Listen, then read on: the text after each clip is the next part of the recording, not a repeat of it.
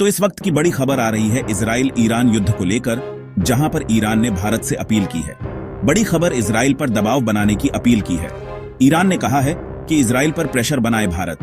तो बड़ा बयान ईरान का भारत को लेकर। इसके अलावा पाकिस्तान को लेकर भी ईरान ने बड़ा बयान दिया है। तो लगातार ऐसे मौके पर जब मिडिल ईस्ट में ईरान और इजराइल के बीच संघर्ष अपने चरम पर है, अमेरिका किसी भी वक्त फिर से सैन्य रूप से इस युद्ध में शामिल हो सकता है।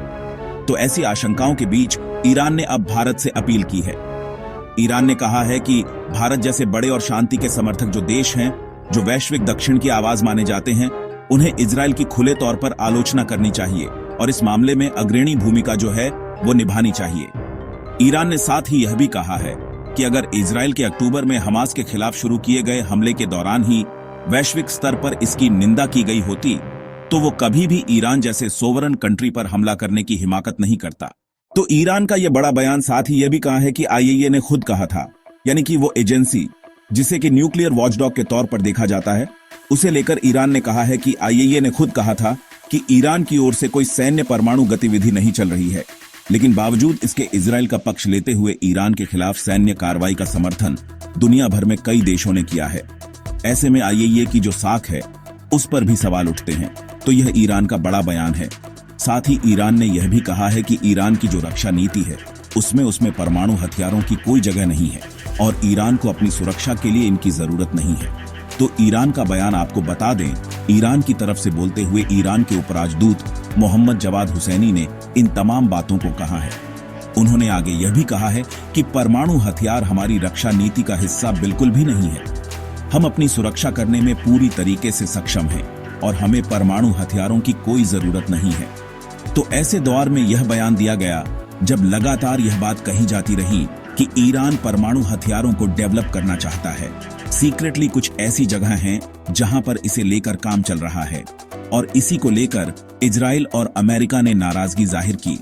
और न सिर्फ नाराजगी जाहिर की बल्कि मिसाइलों के जरिए उन परमाणु ठिकानों को भी ध्वस्त किया, जिसके बाद युद्ध जैसे हालात जो हैं अब बन गए हैं। हालांकि इस दौरान ईरान की तरफ से जो तमाम बातें कही गई उसमें यह भी कहा गया कि जो कहा जा रहा है कि ईरान यूरेनियम को हथियारों के लिए इकट्ठा कर रहा है, यह दावे जो है पूरी तरीके से झूठे हैं। और जो बड़ी और अहम बात उन्होंने कही वो यह कही कि यह आरोप जो लगाए जा रहे हैं दरअसल ये एक एजेंडे के तहत लगाए जा रहे हैं ताकि ईरान में तख्ता पलट जो है वो किया जा सके। और तख्ता पलट करना ही पश्चिम देशों का या कहीं अमेरिका का एजेंडा है। तो ये बड़ी बात उन्होंने यहाँ कही है।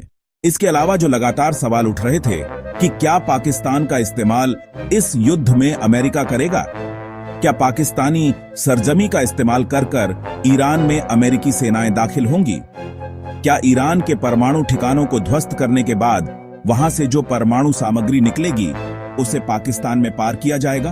क्योंकि मुलाकात हुई मुनीर की और ट्रंप की और दावे किए गए कि इस लंच में इस तरह की चर्चा जो है वो ट्रंप और मुनीर के बीच हुई है और इसी कड़ी में ईरान ने इस पर भी बयान दिया है।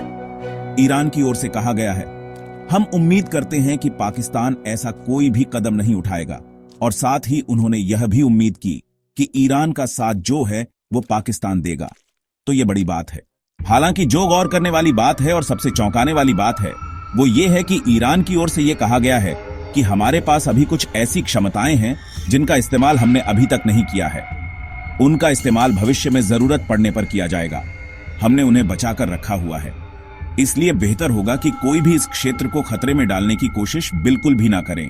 तो चेतावनी दी गई है। ईरान की ओर से कुछ ऐसी चीजें हैं जो ईरान के पास सीक्रेट हैं, जिनका इस्तेमाल उन्होंने अभी तक नहीं किया है और जरूरत पड़ी तो वो उसका भी इस्तेमाल करेंगे। तो क्या यह सीक्रेट चीजें जो हैं क्या कोई न्यूक्लियर वेपन है? यह सवाल यहां से जरूर खड़ा हो सकता है जवाद हुसैनी के बयान के बाद। लेकिन जो बड़ी बात है वो यह है कि भारत को लेकर ईरान ने कहा है कि अब इजराइल पर भारत दबाव बनाए। हालांकि इस बीच आपको यह भी याद दिला दें कि जो भारत के लोग ईरान में फंसे हुए हैं उसे लेकर ईरान ने अभी थोड़ी देर पहले ही अपने एयर स्पेस में भारतीय विमानों के लिए छूट दी है, जबकि तमाम अंतर्राष्ट्रीय उड़ानों पर यहां पर रोक लगाई गई। लेकिन जो बात ईरान ने कही है, जो भारत से अपील की है और जो कुछ भी कहा है, इस पर आपकी क्या राय है? क्या अमेरिका को इसमें शामिल होना चाहिए था? इस पर जो भी राय हो नीचे जाकर कमेंट सेक्शन में जरूर लिखिए। धन्यवाद।